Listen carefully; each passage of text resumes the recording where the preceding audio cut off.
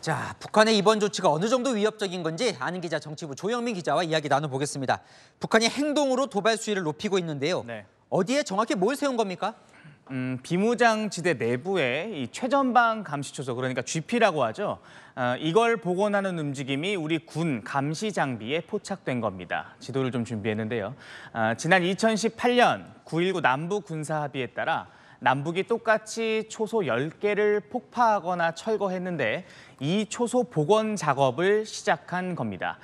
군이 공개한 4장의 사진도 좀 준비해봤습니다. 사진을 보시면 무반동총, 이 중화기라고 하는데, 그러니까 화력이 강한 무기죠. 초소에 투입하거나 야간에도 병사들을 투입해 보초를 서는 모습 등이 담겼습니다.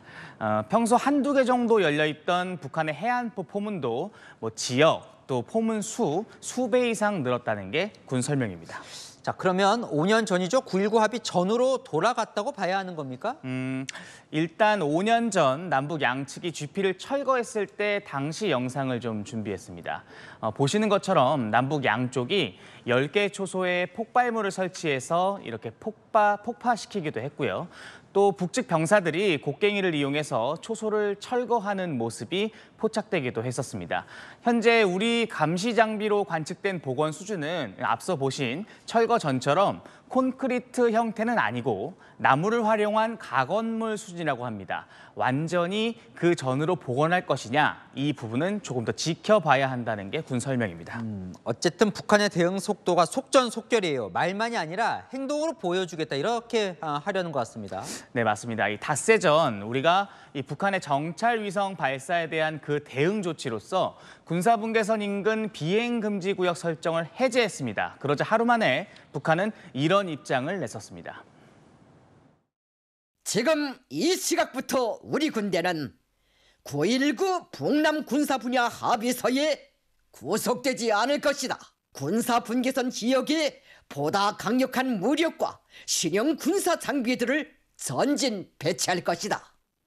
네, 앞서 말씀드린 이 초소 복원의 시점이 이 발표 바로 다음 날인 지난 24일입니다. 북한이 행동으로 보여주겠다며 거침없는 대응에 나서고 있는 것으로 보입니다. 자, 물론 우리 정부도 곧바로 맞대응 조치를 안 할 수가 없겠죠. 맞습니다. 윤석열 대통령은 순방에서 돌아온 뒤 첫 일정으로 오늘 오전 신원식 국방장관과 김명수 합참의장에게 이런 북한의 동향을 보고받았습니다.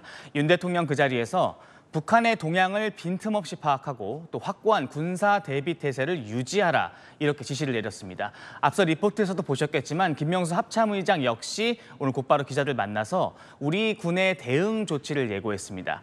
비례 원칙이라고 합니다. 같은 수준으로 대응한다는 건데 그런 측면에서 봤을 때 우리의 대응 카드 GP 복원이 유력한 카드로 예상됩니다. 정부 고위 당국자에게도 좀 물어봤는데 이 맞대응이 당연하다고 얘기했거든요. 다만 5년 전 GP 철거 당시 우리는 완전 폭파하면서 이 북한과 이 철거 수준의 차이가 있기 때문에 우리의 복원 시간이 더 오래 걸릴 수 있는 상황이다, 이렇게 전하기도 했습니다. 자, 북한이 어쨌건 위협 수준을 높여요. 이게 우리에게 얼마나 위협적인 겁니까? 네, 5년 전 남북 양측이 10곳씩 GP를 철거했지만 사실 상징적인 조치이기도 했습니다. 북한은 그 이후에도 150개 정도의 초소를, 또 우리는 70개 정도의 감시 초소를 유지하고 있었습니다. 중요한 건 사실 이 초소의 개수보다는 북한이 어느 정도까지 도발 수위를 높일 거냐, 또 실제 도발할 거냐, 이 문제일 것 같습니다. 다음 카드는 9.19 합의 때 이 비무장하기로 했던 JS 공동경비구역 내 재무장화 이야기도 나오고 있습니다. 오는 30일 우리도 미국에서 이 북한을 겨냥한 군 정찰 위성 발사가 예정돼 있는데요. 북한의 도발에 철저한 대비가 필요해 보입니다. 네, 잘 들었습니다. 아는 기자 조영민 기자였습니다.